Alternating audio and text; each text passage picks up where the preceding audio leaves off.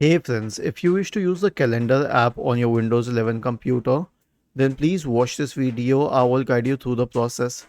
So search for calendar in the Windows search bar and open the calendar app. Now here's something interesting about this app. As of late, it has been integrated with the new Outlook. So there is no separate calendar app now.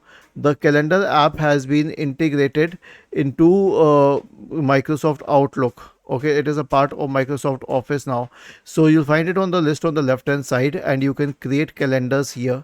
Okay, you can choose dates, or you can what do we say, create an event there. You can send this event to a person.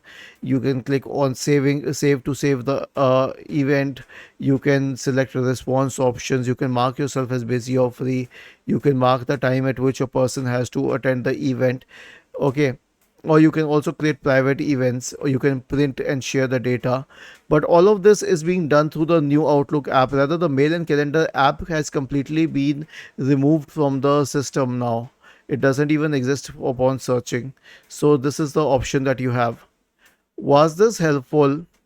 If yes, then please subscribe to the channel. If not, then let us know in the comment section of the video on how we could help you further. Thank you for watching this video and have a nice day.